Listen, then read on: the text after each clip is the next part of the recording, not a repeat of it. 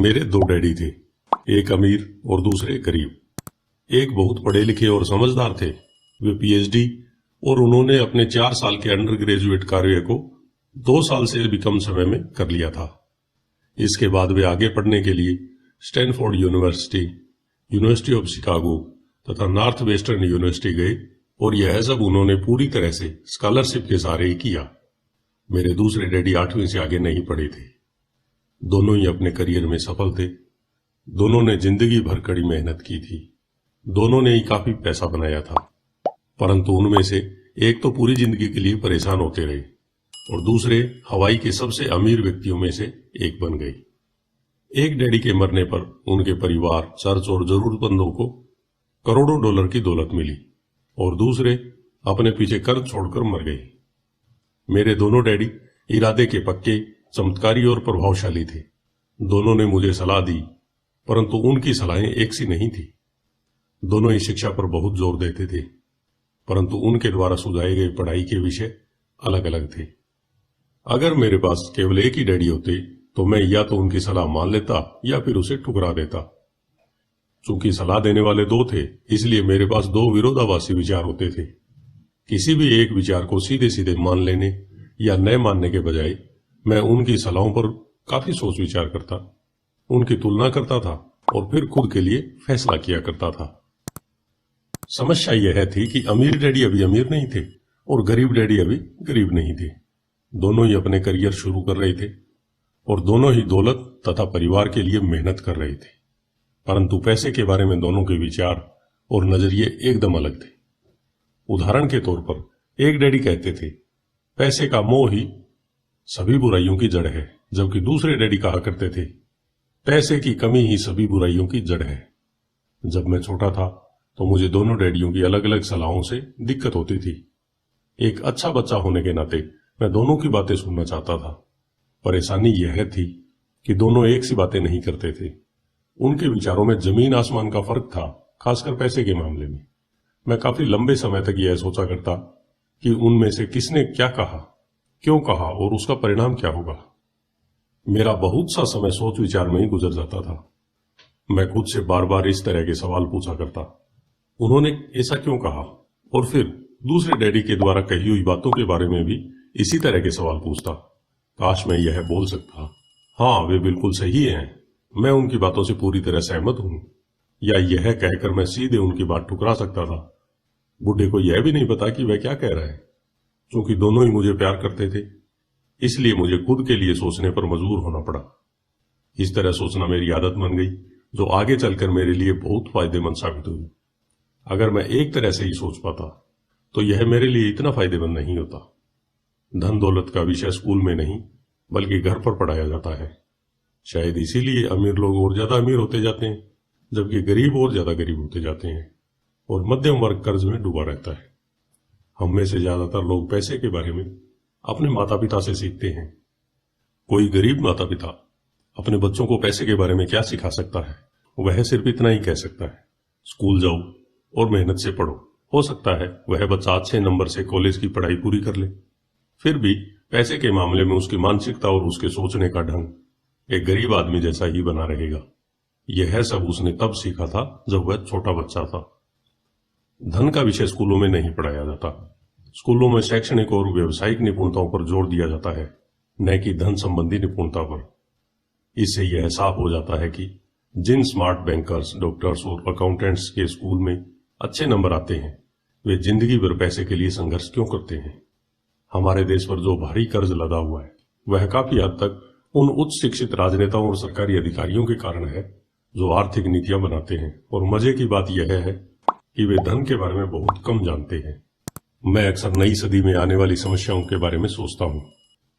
तब क्या होगा जब हमारे पास ऐसे करोड़ों लोग होंगे जिन्हें आर्थिक और चिकित्सकीय मदद की जरूरत होगी। धन संबंधी मदद के लिए या तो वे अपने परिवारों पर या फिर सरकार पर निर्भर होंगे।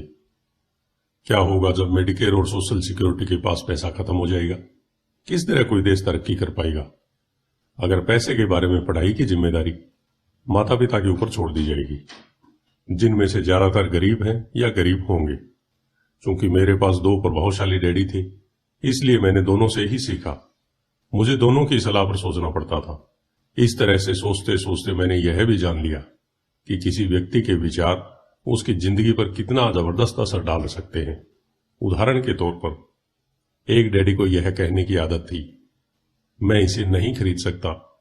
दूसरे डैडी इन शब्दों के इस्तेमाल से चिढ़ते थे। वे जोर देकर कहा करते थे कि मुझे इसके बजाय यह कहना चाहिए, मैं इसे कैसे खरीद सकता हूं। पहला वाक्य नकारात्मक है और दूसरा प्रश्नवाचक। एक में बात खत्म हो जाती है और दूसरे में आप सोचने के लिए मजबूर हो जाते हैं। मेरे जल्दी अमीर बनने वाले डैडी ने मुझे समझाया कि जब हम कहते हैं मैं इसे नहीं खरीद सकता, तो हमारा दिमाग काम करना बंद कर देता है। इसके बजाय जब हम यह सवाल पूछते हैं, मैं इसे कैसे खरीद सकता हूं, तो हमारा दिमाग काम करने लगता है। उनका यह मतलब नहीं था कि आपका जिस चीज पर दिल आ जाए उसे खरीद ही ले। वे लगभग दीवानगी की हद तक अपने दिमाग को कसरत करवाना चाहते थे और उनके ख्याल से दिमाग दुनिया का सबसे ताकतवर कंप्यूटर है। मेरा दिमाग हर रोज तेज होता जाता है क्योंकि मैं इसकी कसरत करता रहता हूं। यह इतना तेज होता जाता है, मैं इसकी मदद से उतना ही ज्यादा पैसा कमा सकता हूं। उनका मानना था कि मैं इसे नहीं खरीद सकता कहना दिमाग की आलस्य की पहचान है।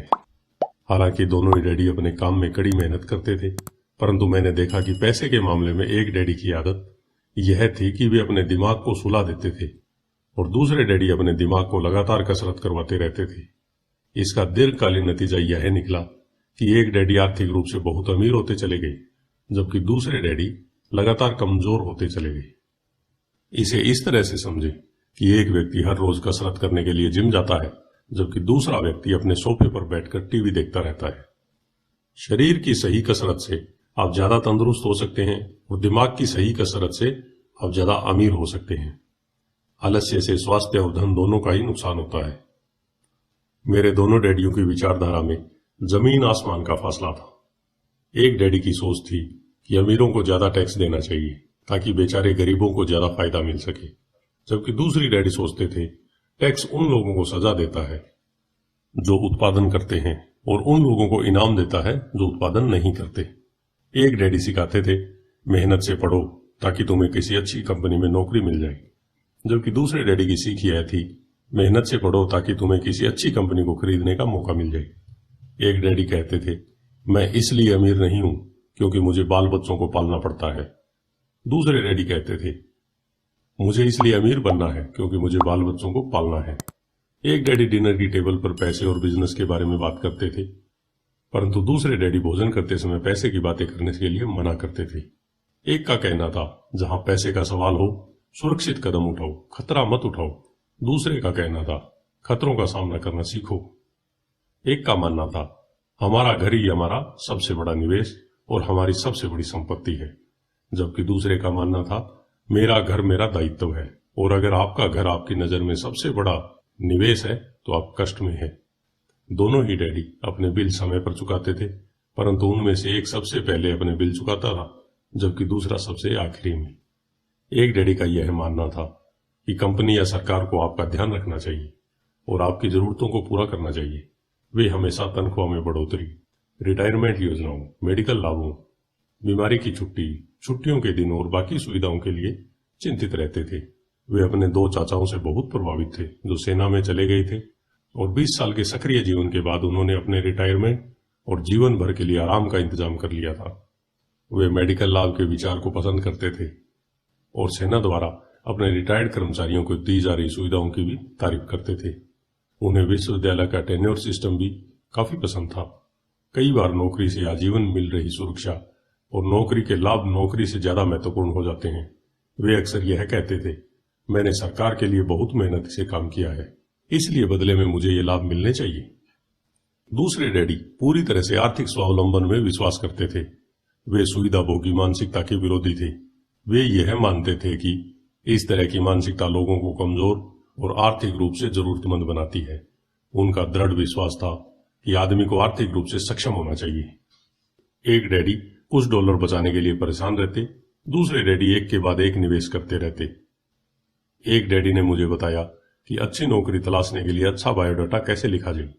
दूसरे ने मुझे यह सिखाया कि कैसे मजबूत व्यावसायिक और वित्तीय योजनाएं लिखी जाएं जिससे मैं नौकरियां दे सकूं। दो प्रभावशाली डैडियों के साथ रहने के कारण मुझे यह विश्लेषण करने का मौका मिला कि उनके विचारों का उनके जीवन पर कितना असर हो रहा है। मैंने पाया कि दरअसल लोग अपने विचारों से ही अपने जीवन को दिशा देते हैं।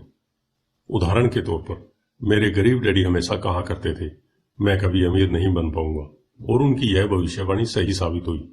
दूसरी तरफ मेरे अमीर डैडी हमेशा खुद को अमीर समझते थे। वे इस तरह की बातें करते थे, मैं अमीर हूं और अमीर लोग ऐसा नहीं करते। एक बड़े आर्थिक झटके के बाद जब वे दिवालियापन के कगार पर थे, तब भी वे खुद को अमीर आदमी ही कहते थे। वे अपने समर्थन में यह कहते थे, गरीब होने और पैसा न होने में फर्क होता है। पैसा पास में न होना अस्थायी होता है, जबकि गरीब स्थायी होता है। मेरे गरीब डैडी यह भी कहते थे, मेरी पैसे में कोई रुचि नहीं है या पैसा महत्वपूर्ण नहीं है। मेरे अमीर डैडी हमेशा कहते थे, पैसों में बहुत ताकत है। हो सकता है आपके विचारों की ताकत को कभी भी ना मापा जा सके या फिर उन्हें पूरी तरह से समझाने जा सके। फिर भी बचपन में ही मैं यह समझ गया था कि हमें विचारों पर ध्यान देना चाहिए और अपनी अभिव्यक्ति पर भी। मैंने देखा कि मेरे गरीब डैडी इसलिए गरीब नहीं थे क्योंकि वे कम कमाते थे, बल्कि इसलिए गरीब थे क्योंकि उनके विचार और काम गरीबों की तरह थे। दो डैडी होने के कारण बचपन से ही मैं इस बारे में बहुत सावधान हो चला था कि मैं किस तरह की विचारधारा को अपनाऊं। मैं किसकी बात मानूं, अपने अमीर डैडी की या अपने गरीब डैडी की। हालांकि दोनों ही शिक्षा और ज्ञान को महत्वपूर्ण मानते थे, परंतु क्या सीखा जाए, इस बारे में दोनों की राय अलग अलग थी। एक चाहते थे कि मैं पढ़ाई में कड़ी मेहनत करूं, डिग्री लूं और पैसे कमाने के लिए अच्छी सी नौकरी ढूंढ लूं। वे चाहते थे कि मैं एक पेशेवर अधिकारी, वकील या अकाउंटेंट बन जाऊं या एमबीए कर लूं। दूसरे डैडी मुझे प्रोत्साहित करते थे कि मैं अमीर बनने का रहस्य सीख लूं, यह समझ लूं कि पैसा किस तरह काम करता है और यह जान लूं इससे अपने लिए कैसे काम लिया जाता है। मैं पैसे के लिए काम नहीं करता। इन शब्दों को वे बार बार दोहराया करते, पैसा मेरे लिए काम करता है। 9 साल की उम्र में मैंने यह फैसला किया कि पैसे के बारे में मैं अपने अमीर डैडी से सीखूंगा। यह फैसला करने का मतलब था अपने गरीब डैडी की बातों पर ध्यान न देना। हालांकि उनके पास कॉलेज की बहुत सी डिग्रियां थी जो मेरे अमीर डैडी के पास नहीं थी। रॉबर्ट फ्रॉस्ट का सबक। रॉबर्ट फ्रॉस्ट मेरे पसंदीदा कवि हैं। हालांकि मुझे उनकी बहुत सी कविताएं पसंद है, परंतु द रोड नॉट टेकन मुझे सबसे ज्यादा पसंद है। मैं इसकी शिक्षा का इस्तेमाल हर रोज करता हूं। द रोड नॉट टेकन, वह राह जिसे चुना नहीं गया। पीले जंगल की 2 राह बनती थी और अफसोस कि मुझे एक को चुना था, और मैं देर तक खड़ा रहा, दूर तक, यह देखते हुए कि यह राह कहां तक जाती है, झुरमुटों में मुड़ने से पहले। फिर मैंने दूसरी राह चुनी, उतनी ही सुंदर और शायद बेहतर भी, क्योंकि यहां घास ज्यादा थी और कम लोग गुजरे थे। हालांकि लोगों के गुजरने से यहां भी उतना ही नुकसान हुआ था, और दोनों ही उस सुबह बराबर थी। पत्तियों पर काले कदम नहीं थे, और मैंने पहली को अगले दिन के लिए रखा। पर यह जानते हुए कि किस तरह रास्ते निकलते हैं, मुझे शक था कि मैं कभी लौटूंगा। मैं आह भरकर यह कहूंगा, आज से सदियों बाद शायद एक जंगल में 2 राहें बढ़ती थी। मैंने कम चली हुई राह को चुना, और इसी बात से सारा फर्क पड़ा। बहुत समय गुजर चुका है, पर मैं अब भी रॉबर्ट फ्रॉस्ट की कविता पर चिंतन करता रहता हूं। पैसे के बारे में अपने पढ़े लिखे डैडी की सलाह और नजरिए को न सुनने का मेरा फैसला दुखद था, परंतु यह एक ऐसा फैसला था जिसने मेरी जिंदगी की दिशा तय कर दी। एक बार मैंने यह फैसला कर लिया कि मुझे किसकी बात सुननी है, तो उसके बाद मेरी धन संबंधी शिक्षा शुरू हो गई। मेरे अमीर डैडी ने मुझे 30 साल से भी ज्यादा समय तक सिखाया, तब तक जब तक कि मेरी उम्र 39 साल नहीं हो गई, और इसके बाद उन्होंने सिखाना बंद कर दिया। उन्होंने यह देख लिया था कि मैं वह सब समझ चुका हूं जो वे मेरी मोटी बुद्धि में भरने की कोशिश कर रहे थे। पैसा एक तरह की ताकत है, परंतु इससे भी बड़ी ताकत है वित्तीय शिक्षा। पैसा तो आता और जाता रहता है, परंतु अगर आप यह जानते हैं कि पैसा किस तरह से काम करता है, तो आप ज्यादा ताकतवर हो जाते हैं और आप दौलत कमाना चालू कर सकते हैं। केवल सकारात्मक चिंतन से ही समस्या हल नहीं हो सकती, क्योंकि ज्यादातर लोग स्कूल में पढ़ते हैं और वहां वे कभी यह नहीं सीख पाते कि इस पैसा किस तरह से काम करता है। इसलिए वे पैसे के लिए काम करने में अपनी सारी जिंदगी बर्बाद कर देते हैं। मेरी शिक्षा जब शुरू हुई थी, तब मैं केवल 9 साल का था, और इसी कारण मेरे अमीर डैडी ने मुझे जो पढ़ाया वे बहुत आसान थे और सारी बातों को छोड़कर विचार किया जाए तो उन्होंने मुझे 30 साल तक कुल 6 महत्वपूर्ण पाठ पढ़ाए। यह पुस्तक उन्हीं 6 पाठों के बारे में है और इसे भी उतना ही आसान बनाने की कोशिश की गई है जितना कि मेरे अमीर डैडी ने मुझे मेरे लिए आसान बनाया था। यह पाठ आपके लिए जवाब की तरह नहीं लिखे गए हैं बल्कि मार्गदर्शक की तरह लिखे गए हैं, ऐसे मार्गदर्शक जो ज्यादा अमीर बनने में आपकी और आपके बच्चों की मदद करेंगे, चाहे बदलती हुई इस अनिश्चित दुनिया में कुछ भी होता रहे। धन्यवाद। आइए चलते हैं अध्याय 2 की तरफ, जो है अमीर लोग पैसे के लिए काम नहीं करते। आपका दिन शुभ हो।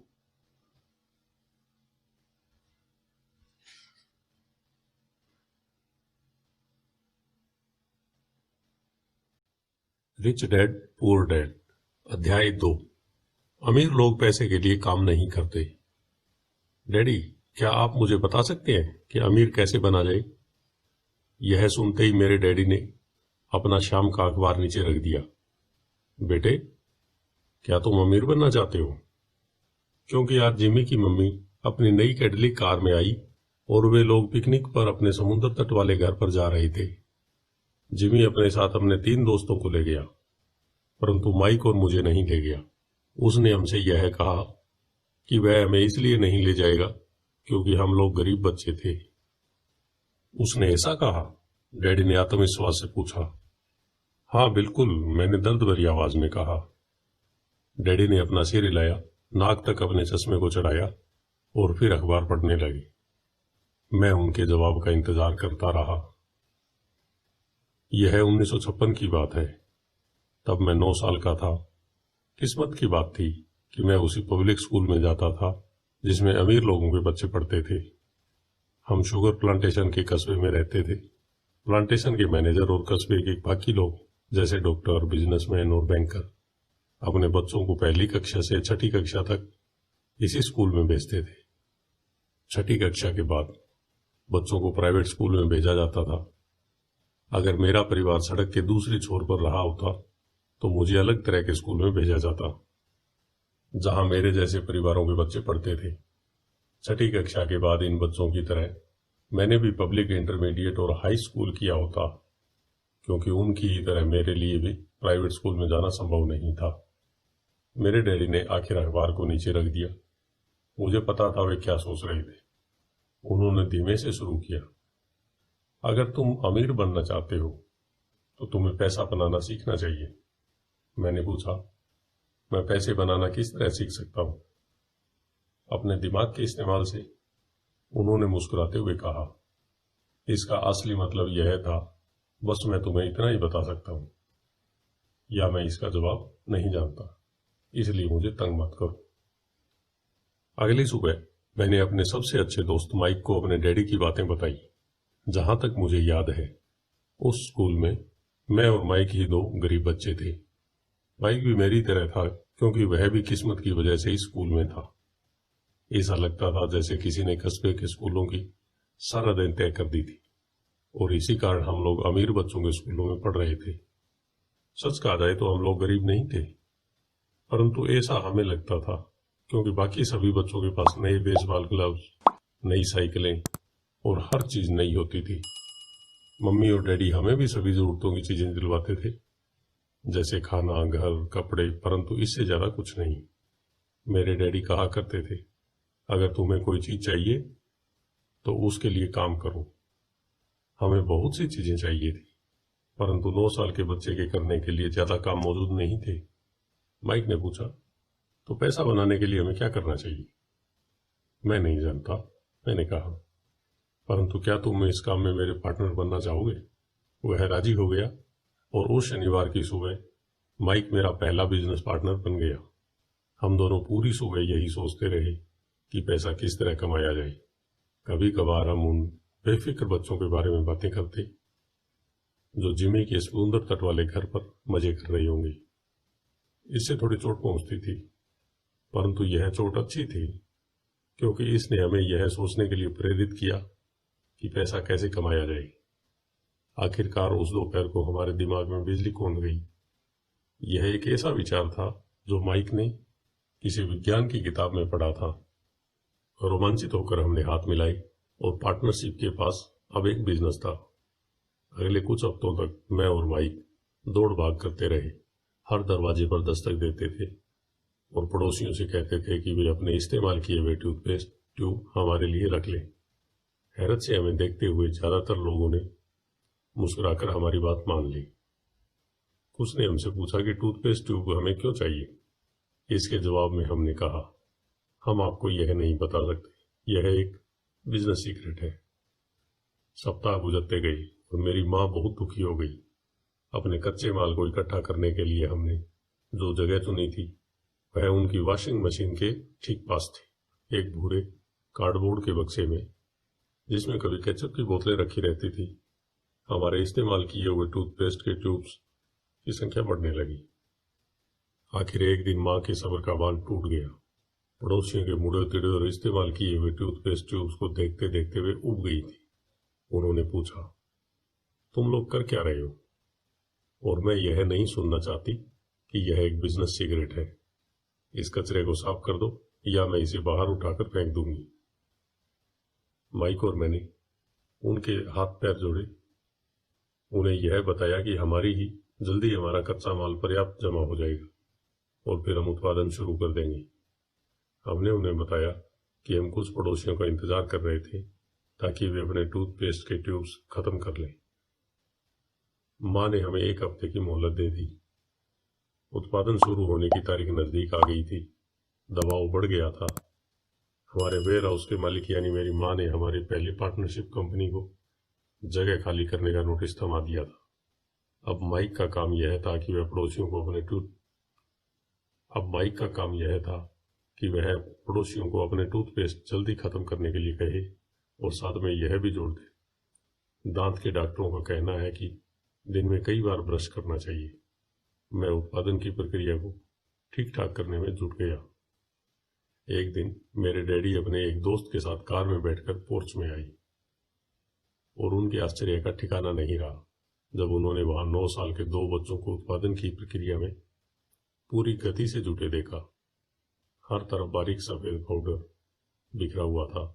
एक लंबी मेज पर स्कूल से लाए गए दूध के छोटे कार्टन थे और हमारे परिवार की हिवाची ग्रिल लाल दहकते कोयलों के साथ अधिकतम गर्मी पर चल रही थी। डैडी सावधानी से चलकर हमारे करीब आए। क्योंकि हमारी उत्पादन की प्रक्रिया ने पोर्च पर कब्जा कर लिया था, इसलिए उन्हें कार बाहर ही खड़ी करनी पड़ी। जब वे और उनके दोस्त पास आए तो उन्होंने कोयलों के ऊपर रखा एक स्टील का बर्तन देखा जिसमें टूथपेस्ट के ट्यूब पिघल रहे थे। उन दिनों टूथपेस्ट प्लास्टिक के ट्यूब्स में नहीं आते थे।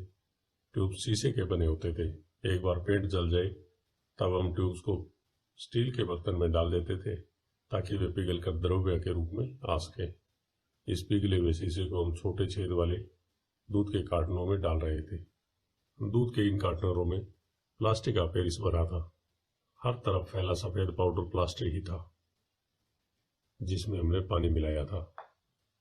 जल्दबाजी में मैंने उसके बैग को गिरा दिया था और पूरी जमीन ऐसे लग रही थी जैसे वहां अभी अभी बर्फ का तूफान आया हो। दूध के कार्टन भारी बक्से थे जिनके भीतर प्लास्टर ऑफ पेरिस के सांचे थे। मेरे डैडी और उनके दोस्त हमें देखते रहे और हम पिघले हुए शीशे के प्लास्टर ऑफ पेरिस के क्यूब के ऊपर से छोटे छेद में डालते रहे। संभल कर, मेरे डैडी ने कहा। मैंने बिना सिर ऊपर उठाई हामी भर दी। आखिरकार जब शीशे को डालने का काम खत्म हो गया तो मैंने स्टील के बर्तन को नीचे रख दिया और फिर अपने डैडी की तरफ देखकर मुस्कुराया। उन्होंने हल्की मुस्कान के साथ पूछा, तुम लोग क्या कर रहे हो? हम वही कर रहे हैं जो आपने बताया था। हम अमीर बनने जा रहे हैं, मैंने कहा। हाँ, माइक ने सिर को हिलाते हुए और मुस्कुराते हुए कहा। हम दोनों पार्टनर हैं। डैडी ने पूछा, और इन प्लास्टर के सांचों में क्या है? देखिए, मैंने कहा, इनमें एक बहुत अच्छी चीज है। छोटे हथौड़े से मैंने सील को ठोका जिससे बाहरी खोल टूट गया। सावधानी से मैंने ऊपर के आधे प्लास्टर को हटाया और जस्ते का एक सिक्का बाहर गिर गया। हे भगवान, मेरे डैडी ने कहा, तो तुम लोग जस्ते के सिक्के डाल रहे थे? बिल्कुल सही, माइक ने कहा। हम वही कर रहे थे जैसा आपने हमसे कहा था। हम पैसा बना रहे थे। मेरे डैडी के दोस्त जोर से हंसने लगे। मेरे डैडी भी मुस्कुराए और उन्होंने अपना सिर हिलाया। उनके सामने आग और टूथपेस्ट की ट्यूब्स के बक्से के साथ सफेद धूल में लिपटे हुए दो बच्चे खड़े थे, जो इस कान से उस कान तक मुस्कुरा रहे थे। उन्होंने हमसे कहा कि हम सब कुछ छोड़कर उनके साथ चले और घर के सामने वाली सीढ़ी पर बैठे। मुस्कुराते हुए उन्होंने हमें जालसाजी शब्द का मतलब समझाया। हमारे सपने धराशायी हो गए थे। तो आपका मतलब है कि यह गैरकानूनी है? माइक ने कांपती आवाज में पूछा। छोड़ो भी, डैडी के दोस्त ने कहा। हो सकता है कि बच्चे अपनी जन्मजात प्रतिभा को विकसित कर रहे हो। मेरे डैडी हमें घूरते रहे। हाँ, यह गैरकानूनी है, डैडी ने नरमी से कहा, परंतु तुम लोगों ने यह साबित कर दिया कि तुम में बहुत ज्यादा रचनात्मकता और मौलिक विचार है। इसी तरह आगे बढ़ते रहो, मुझे तुम पर गर्व है।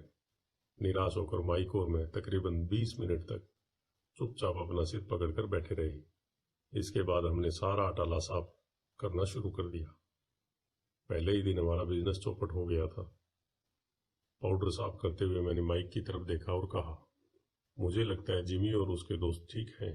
हम सचमुच गरीब हैं। जब मैंने यह कहा तब डैडी बस जाने ही वाले थे। बच्चों, उन्होंने कहा, तुम गरीब तभी कहलाओगे जब तुम लोग हार मान लोगे। सबसे महत्वपूर्ण चीज यह है कि तुमने कुछ किया।